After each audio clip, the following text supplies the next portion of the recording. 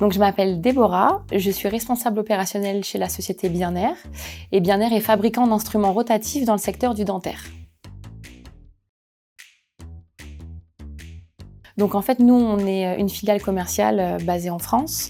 Notre usine se situe en Suisse. Mais au-delà de ça, on a plusieurs filiales à travers de toute l'Europe. Donc nous, on était uniquement Bien-Air France il y a 2 ans. Mais en fait, on a mutualisé les ressources et aussi harmonisé tous les process en Europe. Et donc, on est devenu Bien-Air Europe. Ce qui fait de nous le hub européen. Mais forcément, en Italie, en Espagne, au UK, chacun va parler sa langue natale. Et donc, comme on le sait, la langue commune pour tous, c'est plutôt l'anglais.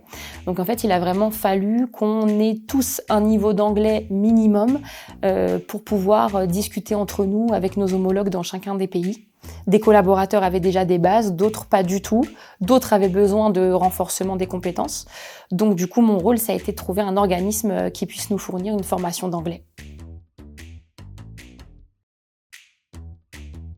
Donc pour nous, l'anglais va être indispensable parce qu'il va falloir qu'on puisse échanger avec les collaborateurs qui, eux, parlent une autre langue que nous. Donc en Europe, il y a l'italien, l'espagnol ou l'anglais.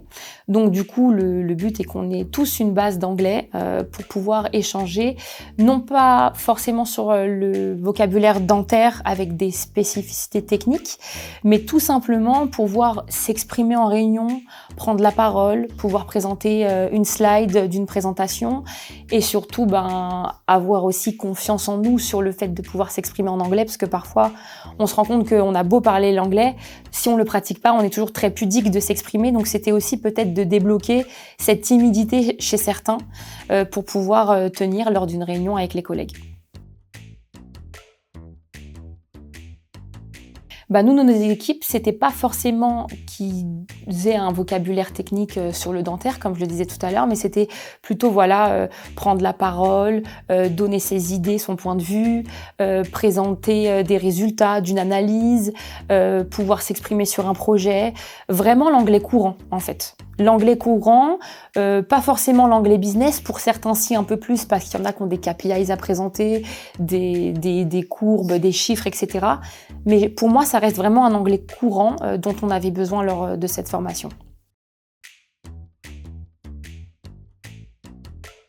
Alors du coup, nous justement, on voulait choisir une formation en ligne pour le gain de temps aussi, parce qu'on sait que généralement ça doit rentrer dans l'agenda du collaborateur, et le collaborateur, si déjà il perd 1 heure aller, 1 heure retour, parce qu'il le fait sur son temps de travail, chez Bien-Air c'est aussi comme ça qu'on fait, on se dit voilà, ils prennent le temps, c'est financé par l'entreprise, mais c'est aussi sur les horaires de travail.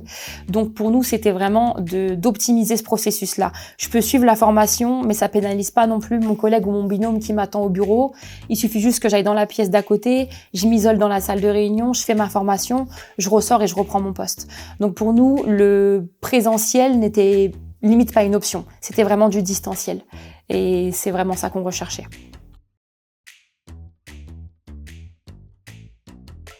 Le retour des collaborateurs a été très bon parce que du coup, ils ont tous progressé au niveau du niveau justement qu'ils avaient au départ. Ils ont tous pris des niveaux supplémentaires. Il n'y en a aucun qui a stagné. Ils ont vraiment pu apprendre dans de super bonnes conditions.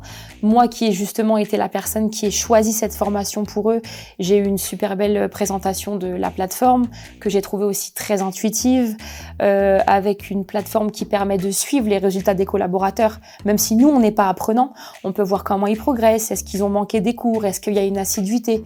Parce que je pars du principe aussi que si l'entreprise, elle finance la formation, il faut que ce soit donnant-donnant et que les collaborateurs s'investissent. Et parfois, c'est pas toujours le cas. Nous, on a eu de la chance, tout le monde a été assidu et l'a fait avec plaisir.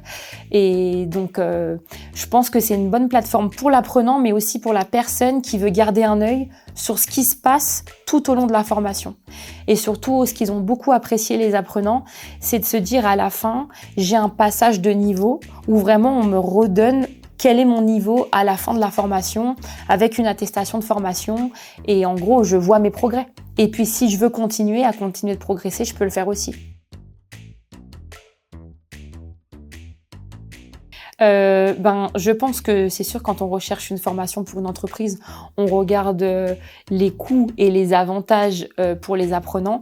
Pour le coup, moi, j'ai trouvé que c'était vraiment un rapport qualité-prix qui est très très intéressant parce que voilà, la formation, elle est très complète.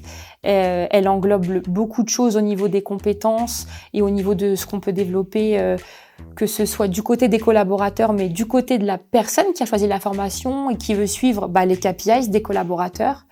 Et vraiment, je pense que le tout, c'est de trouver quelque chose qui convienne aux collaborateurs, mais à l'entreprise. Donc on va pas se le cacher, c'est d'un côté le financier, mais d'un côté le côté intuitif et efficace. Et pour le coup, moi, j'ai trouvé que le Cercle des Langues avait coché toutes les cases là-dessus.